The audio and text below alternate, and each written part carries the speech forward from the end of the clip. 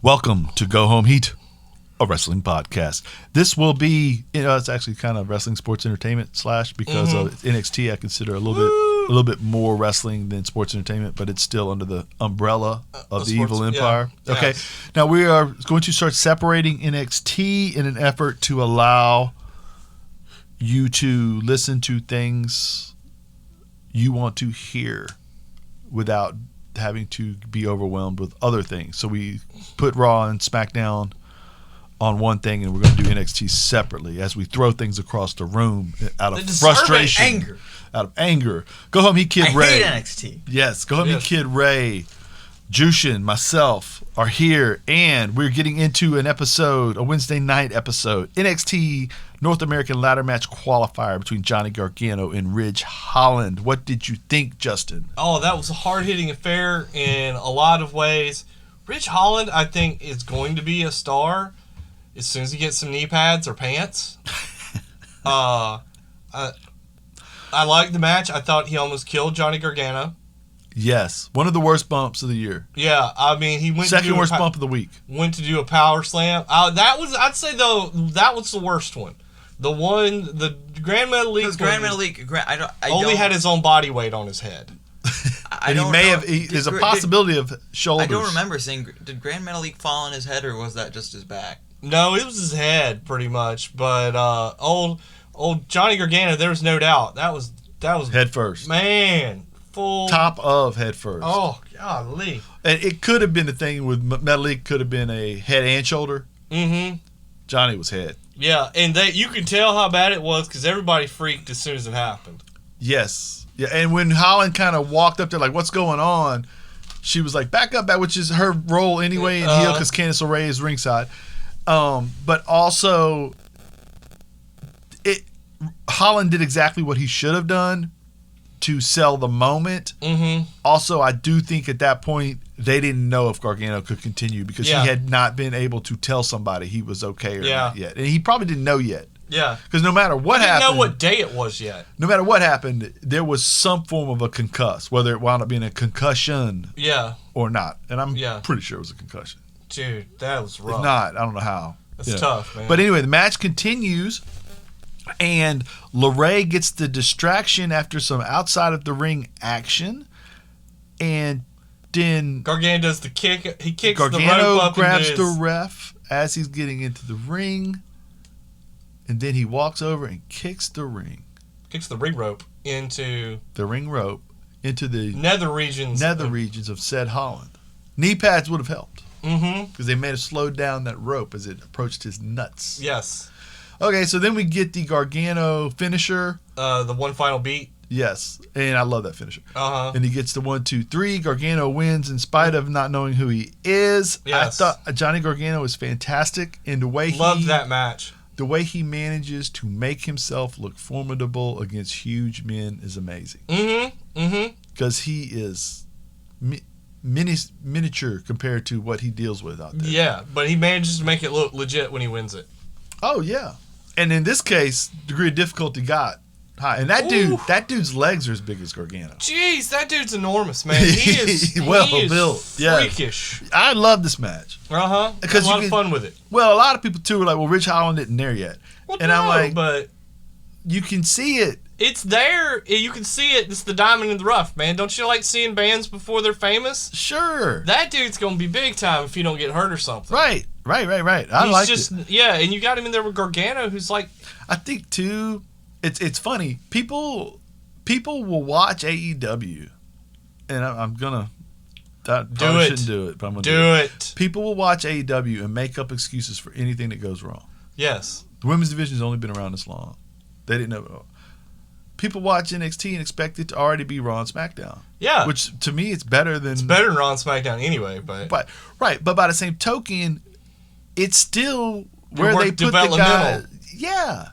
It still is developmental, and I'm not trying to make. To me, it was a good match anyway. Yeah, and you need to give Ridge Holland a chance to go out there and work with Johnny Gargano, dude, if you're going to elevate him. Right, but this is where you put people that haven't worked on television before. Yeah, they got to get some experience. Yeah, and I love that. Speaking of which, Dakota Kai versus Jessie, I don't know her last name, Kamea.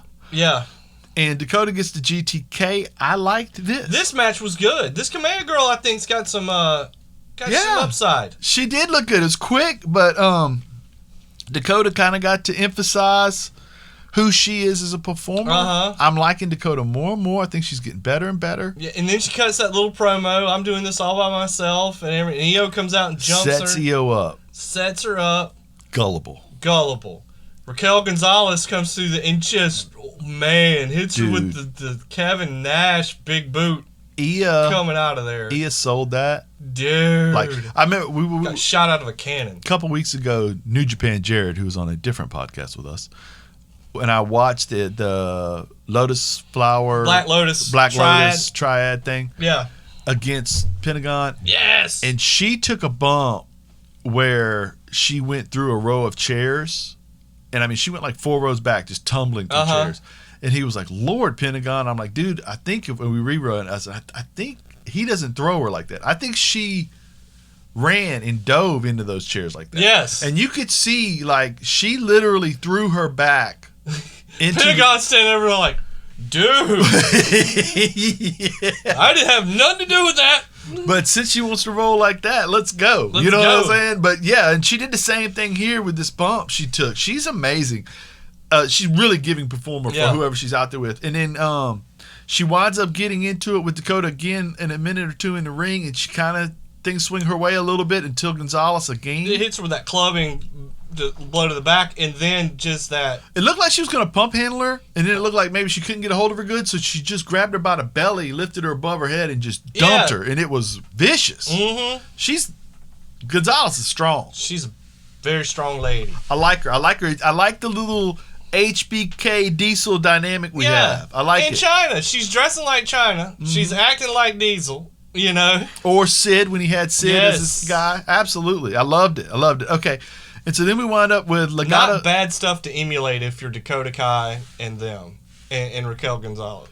Shawn Michaels should be the blueprint for anybody that wants to do what Dakota's doing. Yes. Not the guy we loved that came back from the injury. The one who constantly surrounded himself with people and was a modern athletic Ric Flair where I'll take this whooping you're giving me until something happens. And maybe it'll be one of my guys. Yeah. To make you look the wrong direction and let me get the moment. Super kick elbow. Yeah. You know what I mean? And with her, kick to the head, GTK. You know what I mean? But, okay. Legado del Fantasma winds up against versus Breezango and Swerve Scott. Full faction match plus Isaiah Swerve Scott. Breezango, Isaiah Swerve Scott. And we get the story of how great Swerve is in the middle of it. Yes. We get the story of how good Breezango and them are. And we get the story of how formidable Legado is. I liked the way the whole thing. We're going towards Escobar versus Swerve Scott. Yes, that's where we're headed. Well, yeah. But I did like this a lot. I do, and I'm such a Swerve Scott mark, man. I think that dude has a huge upside. I don't think he gets to beat this guy though in this particular rivalry. I don't think he's. I wish they'd put him in a program with somebody he could beat, but I think it's right for. Just give me a really good match. Yes. Just give me a really good match. Yeah. Now, did they announce that we're going to get these two at TakeOver, or are we waiting on that? I don't know if it's at TakeOver or if it's after TakeOver, but it's Legado del Fantasma, Breezango, and Danny Burch and Oney Lorcan for a shot at the tag team belts. I don't know if they've set up Escobar and Swerve Scott. I haven't heard that. I would think that Legado del Fantasma goes over in that match. I would think so, yeah. I would think that's where they go with that. Mm-hmm. And I would also think that Escobar wins in his feud with Swerve Scott, and then we rebuild Swerve maybe to do more, maybe to get into the real title. And maybe, God, I hope, Legado del Fantasma versus Imperium, and that gives Walter a chance to come back. Because the 3-on-2, you know. Right. Okay, so, and then we do get the distraction. Now, the one thing about Breezango is the dancer. Fandango winds up selling an arm injury the whole time. So when he gets knocked away from the action, Prince Pretty accidentally tags himself in a really weird but neat spot where Swerve bumps into him in the middle of the fight. And then so when Swerve gets the pin, it doesn't count because he's not the legal man, which forces Prince Pretty to come in. He winds up getting distraction. It turns into the Phantom Driver. Whoever helped book this match did wonderfully. Yes, it was clever but quick. The people in the match executed it so well. And the greatest finisher in all of pro wrestling, Ray, is the Phantom Driver. Is that correct? Okay. I find that finisher kind of generic, but that's just like... You know why you do? I Because it's the last half of Kenny Omega's finisher. Yes. And all that part of Which Kenny might be a Omega's bit finisher that I hate, where he gets him on his shoulders because there's no way you could get anybody on your shoulders that's knocked the freak out. No. In order to do the move, they have to be to a point that's so unconscious, you can't do the move. Yes. The part that I like is the Phantom Driver, but it's the opposite because we've been sold so often that everything is so fantastic. It doesn't feel like a real finisher because we've been sold that finishers are more extravagant than that. Yes. You know what I mean? And I'm not knocking Kenny. Kenny's as good as it is. But, yes. Go ahead. I'm sorry. My problem is I could feel like any wrestler could do that finisher. Taka Michinoku's sitting over looking at both of y'all going, what am I, chopped liver? I hope that someday he will hear my voice and be mad at me because that means at least he heard my voice. Yes.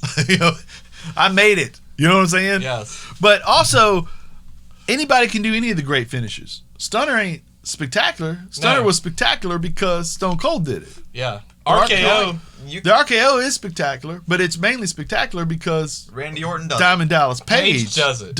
Yes. Diamond Dallas Page Jake the stood up Snake. and Diamond Dallas Page didn't jump when he did it. You're right. What about Johnny Ace? It was better. Where's Johnny Ace right now? Riding back on his little scooter? Johnny. Inventor of the cutter. Dude, what? Didn't he reverse the jackhammer and do a thing? Did he reverse the jackhammer? That was the cool thing about when Page did it was he did it a lot out of other people's holds, which is different from Randy tends to. I think Randy used to do it like that too, but now it's turned into we have to figure out a way for people to jump into it, which is still great. Yeah, I got no problem. Right. Okay. But there is a point where it's like, oh wow, you're going to the top rope. I wonder what's happening. Well, that's like when a legend comes to the ring and Randy's in the building. I mean, I wonder what's gonna happen. We have Mick Foley here today. It's like when someone befriends Sting. It's like, oh geez, I wonder how this ends. Yeah, Sting. In a very, very sad match. The history's most gullible performer. Yeah. Sting. Sting. It ends up with RoboCop. Lex. Dude, the RoboCop heel turn. At what point did you figure out Lex wasn't a nice guy, Sting? What had to happen off screen for you to figure that out? What are you telling me? Are you telling me Ric Flair turned on? We won't talk about that 911 call. Yes. Okay. Adam Cole and Pat McAfee. Okay, guys, I have to admit, Pat McAfee did good here. Yeah, he did. He made me want to see him get kicked in the face. He made me love, and Adam Cole was perfect. He gave what they did this so well. And Pat McAfee is going out there and heals it up. He sells the match for you, man. Right. And the good guy's just standing there. Well, he's not really a good guy in this, but in he's this the case, guy. though, that's how he became the good guy. Yeah, right? he just stands over in the corner and lets this dude soak up the hate, and then the little thing with the security guards was well choreographed. Correct. And then just the one sentence. That's all I'm gonna say to you. Yeah. Well, I don't like it. I just don't like it when guys say that. Yeah, I'm gonna make you my bitch. Yeah. You know what I mean? It was fine when Ric Flair did it 40 years ago, but at this point, it's turned into everybody uses it. It's the super kick of promos. But don't get me nice call. But I don't say I don't hate it. Like, it doesn't offend me. Mm-hmm. It's just I've heard that so much. Yes. I almost would have liked it if he would have just kind of looked at him and maybe did a shoulder or turned his hip to him to kind of make him think and have McAfee kind of move back just a little. Yeah. And then walk away from him. Yeah. That would have been dope. Made you flinch. But still, I mean, it was well done. And Yes. McAfee was a little turd ball. I made $1 million in 7 different professions. If that's true, that's pretty cool. That is pretty impressive. And tells me also being an irritating person pays off in a modern society. It does. It does. Also, I'm going to predict this right now, and I'd say about roughly 11 years, Pat McAfee will be in the WWE Hall of Fame, along with Kid Rock and Snoop Dogg. And Trump. And Trump. Yeah, Mm-hmm. There you go. sure. There. When Drew Carey gets put into the WWE Hall of Fame, I was in attendance. They booed him unmercifully. Why? It wasn't cool, dude. Because who cares? I mean, He's not in the wrestler part. I He's wouldn't in say the they booed celebrity. him unmercifully, but they did heckle him, and he did wind up acknowledging that. I know you guys don't really want me to be here, but it's like, dude, there's a celebrity wing. He did programs with it. Let it go. Yeah. You know what I mean? I mean, who cares? You know, We're not It's a saying- made-up thing anyway, there folks. isn't even a Hall of Fame. No. Like, there's nowhere to go. You don't drive to it like you do Cooperstown or Yeah. You know what I mean? It's Vince McMahon's basement. Yes. Also, Yes. we're not saying we're going to like that this is happening. Dude, Pat I'm McAfee just might saying want that it. this He is gonna told you. happen. Pat McAfee Yeah. straight up told you, you better hope I don't choose this profession. I'm putting all you out of business. Yeah. Pat Punter. Punter McAfee. Okay. Dude, Pat McAfee could not have the match and he'd still go in the WWE Hall of Fame. Rhea It's Ripley. cemented in history now. Yeah. Rhea Ripley, Shotzi Blackheart versus Mercedes Martinez and Alea. I like this too. Yeah. Alea winds up getting beat up the most. Some people that reviewed these things thought that they just don't like her as a wrestler. But to me, she's really done well in this role. Mm-hmm. And what they didn't want to do here is have Mercedes Martinez and Ripley be showcased too much. No, because we're building up to that. The showcase segment here was going to be Ripley dropping Martinez on the concrete outside the ring, Mm-hmm. which I'm guessing there was a pad down there. I would hope so. But that enables you get a good little match. Shotzi kind of got to be the person they showcased. And I felt like this is one of Shotzi's better performances. I agree. She looked a little, not lost, but everything she did here was crisp. Every movement was fast. Everything was back to back to back. Before, she would do something quickly, and then she kind of paused, and I think she was waiting for the person she's working with to do. And Yeah. she's worked with Aaliyah a couple times now. They've got a rhythm. Yes, and I thought it was well done. Blackheart gets the diving senton after the barricade distraction, over the barricade powerbomb, which winds up being a distraction. She gets the win. I like the match. I like the story they're telling. I don't mind them hitching up Ripley and Shotzi. No, that's a fun little team. Right, this is good stuff. We get a Keith Lee versus Cross promo. Excellent video package. Pulled a Saint Anger song out. Yes. When's the last time somebody said, we need something to fire out at the public? Let's go to Metallica's Saint Anger album. I'm going to and say get this it. is the first time that history that's ever happened. And I'm going to tell you that tells you one of two things.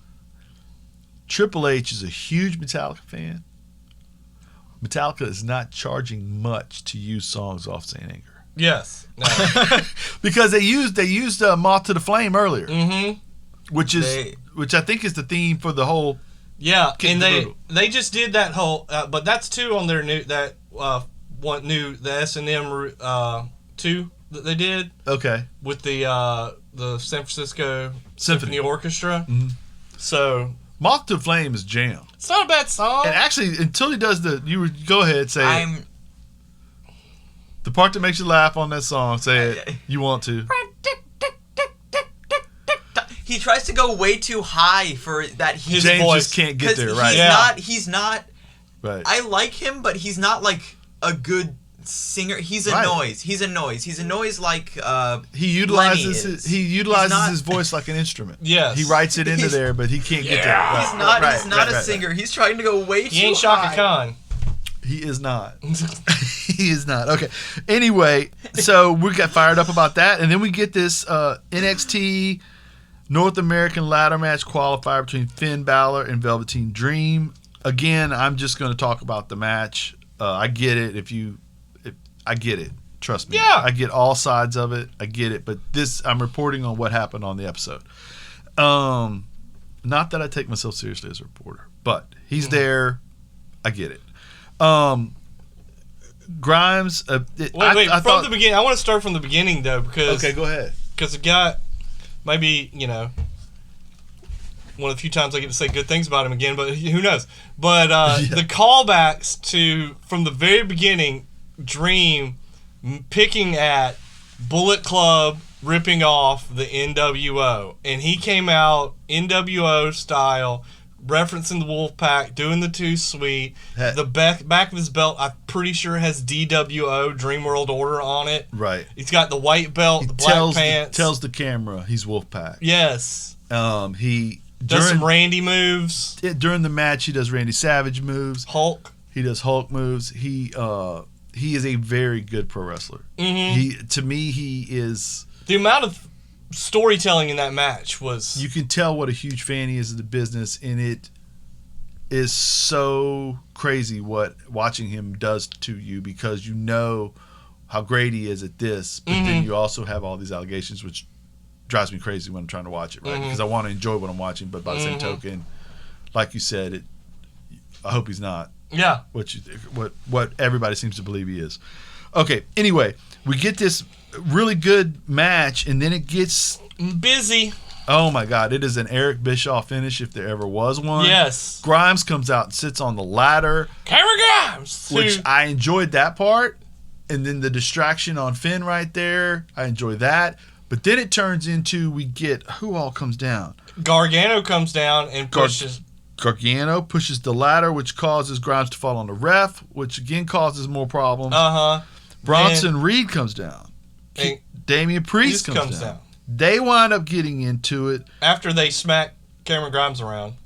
Right. And then Thatcher comes down to interfere with take Finn Balor, which winds up the ref still down, which referees get hurt way worse than wrestlers do. Yeah. He barely touched that guy. That guy was down for like 7 minutes. 7 minutes. He was done. Right. Dream winds up getting the... Dream Valley Driver and the Purple Rainmaker. Boom. He gets the win. So he's going to be in this crazy match that's coming up. Reed winds up holding up the belt after... We have the trade-off where everybody hits moves on each other. Right. Really busy. I didn't hate it. Yeah. I'm always the guy It's the go-home show, though, for the... I'm always the guy that wants the clean finish, but I get it. Mm-hmm. You know, we've emphasized craziness because we believe that this match will be crazy for the North American title. Now, we get in... If you're going to go through the card real quickly, you enjoyed the show. I did. It was great. Yeah. Okay. We're going to get Finn versus Thatcher. Mm-hmm. First of all, should be fantastic. Yes. Sleeper match for match of the year. Could be. Both are capable of doing that, and both are capable of doing that with each other. Mm-hmm. I think that Thatcher goes over. I can see that. I can see it either way. I'm going to go Finn, but Thatcher wouldn't bother me at all. Oh, yeah. It doesn't matter who wins. Yeah, nobody. Yeah. Okay, Io versus Dakota. Io. Right. It's too early for her to lose. Cole versus McAfee. Please, Lord, let Cole just beat the... Just dog snot out of him. Okay, if he were to lose... See, when all this happened with Retribution, my first thought was Adam Cole's going to be the leader. He's the one with the mouth. Yeah. In the whole company that's, I thought... One of my thoughts was this match, his faction, Undisputed Era... kicks him out. If they turn on him, that's fine. I don't care then. That's different. That's still your advanced storytelling differently. But I don't care. And then you rebrand, and Cole winds up in one of the other two companies, but he winds up in one of the other two companies leading 8-10 guys. Yes. Which I think is perfect for him. Uh-huh. If it doesn't go a different direction, which we talked about on our other podcast, which you can listen to if you'd like. But I do think that Cole beats McAfee. Mm-hmm. And do you think Cole gets a good match? Yes, I'm going to give Cole the credit and say Cole gets a good match out of it. I think he can too. Now, Lee Cross. Man, God, I can't lose on this one because I love both these guys. I really love Cross, and I'm going probably slightly a bigger Cross fan because I like the character than I am a Keith Lee fan, but only by like a minuscule amount. But I think it's the right thing to do to keep the belt on Lee for a while. Mhm. So I think somehow Cross loses this. I don't know if it's going to be a clean loss. I would guess Cross loses, and I would guess that Cross leaves NXT. Already jumps up. Yeah, I think when they rebrand, he winds up on one of the other brands. I can see that. I think that I would hope that it is a, like we talked about last week, it is a, he gets caught by Lee's weight, Mm-hmm. or he gets caught, or maybe Mia Yim comes out and does something to Scarlett, which causes him to turn and Mhm. get caught, and he does the Hogan style kick out where it's 1, 2, 3, and then the shoulder comes Yeah. up, and maybe there are still fisticuffs Yes. afterwards, but he does wind up, Lee does retain. Yeah, I agree with that. You know what I mean? Now the big match, of course, is The 5-man Gargano, Dream, ladder match. Priest, Reed, Grimes. Uh-huh. Who do you see winning this? I gotta say that I think Dream is the favorite. Even with all the stuff swirling around, I'm just gonna say if they put him in this match, they put him in over some big time dudes. I don't know why. Dude, if all this hadn't happened, I would say Dream. Yeah, But I cannot. I I think Dream takes the pin. you think Dream takes the pin. All right, I'm gonna go. I don't think it's Bronson Reed because they push him so much as this guy's the one who was the favorite. I would like Priest would probably be my favorite to win it. I was just thinking that. I'm guessing you process of elimination, Grimes has held the belt a lot. Mm-hmm. Reed is the one they're pushing. Dream's the most famous name. Gargano is the best wrestler. Mm-hmm. When I look at these people, the only one that I think needs a belt right now to matter is Priest. Mm-hmm. Priest gave you that great performance last TakeOver. Mm-hmm. He's given you some really good performances, but we don't know who he is. And by putting a spotlight on him with a championship, Uh-huh. we can tell that story of who he is. Yes. Right? Whereas Reed, we got time to do that. He's just now coming on the scene. Yeah. And I think he's younger in training. Priest was already a An person, established guy. Punishment Martinez. People knew who he was when he got there. Yes. Gargano doesn't hurt him. Grimes is such a character. I don't see where this phases him one bit. No, dude. And to be honest, these things are so crazy. Nobody gets hurt in the end as long as everybody winds up Yes. with a great performance. You excited about TakeOver tonight? Oh, Derek. Yes. Okay, we're going to talk about TakeOver tomorrow again. Hope you guys get to listen to this pre-that. And good day. Always. All right, man. Appreciate you, Justin. Thank you very much, Ray. Yes. Go Home Heat Production, copyright 2020. Go home.